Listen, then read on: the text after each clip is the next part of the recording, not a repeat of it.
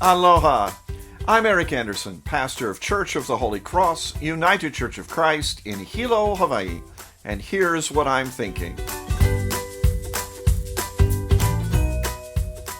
Lent begins this Wednesday, so I'm thinking about the 4th chapter of Matthew's Gospel. Each first Sunday in Lent, the Revised Common Lectionary tells the same gospel story, if from a different gospel each year. That story is the temptation of Jesus.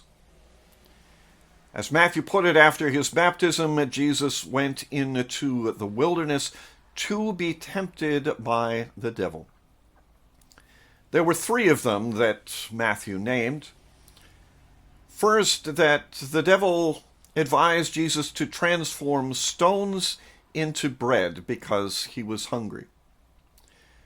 The devil then invited Jesus to leap from a high place to demonstrate the protection of the angels to everybody else. Finally, the devil took him to a mountain and showed him all the realms of the earth and said that they could be his if Jesus would just worship him, the devil. Jesus refused them all, and the devil left, and the angels came and ministered to Jesus. Why did the editors of the lectionary place this story in front of us at the beginning of each Lent? I think it's because it is a characteristic that we share with Jesus. Not necessarily a direct encounter with a personification of temptation or evil. I suspect that those experiences are rare. We do, however, share with Jesus the experience of temptation. Now, don't we? We know that there are times when we are invited to do things, to say things, to act in ways that are contrary to what God expects of us, to what society expects of us, to what our faith community expects of us, to what we expect of ourselves.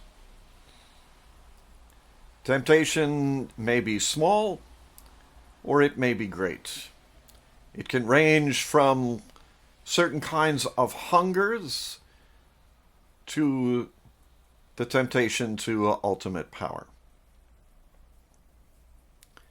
We share the experience of temptation with our Messiah. Hopefully, we also experience the resistance of temptation. Jesus did not rely solely upon his own inner strength to do so.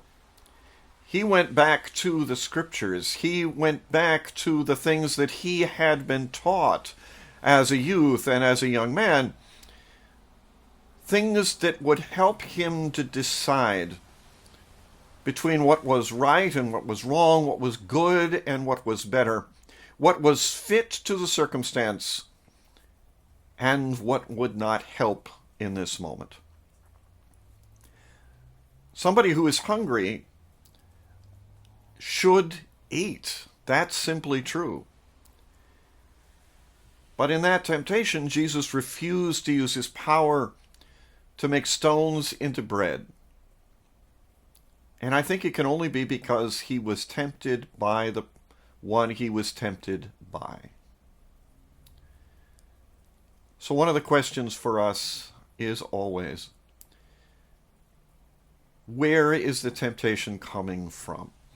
Are we hungry simply because we're hungry? Or are we being invited to satisfy our hungers in ways that transform us into something we should not be? We should not be someone who exercises our power erratically or selfishly. We should be people who exercise our power on behalf of others. Jesus resisted his temptations because he had the support of the wisdom of the ages, and of course, because he was who he was. May we resist our temptations with the support of the wisdom of the ages and with the aid of Jesus, who was who he was and is who he is in our lives. That's what I'm thinking. I'm curious to hear what you're thinking. Send me an email or leave me your thoughts in the comments section below. I'd love to hear from you.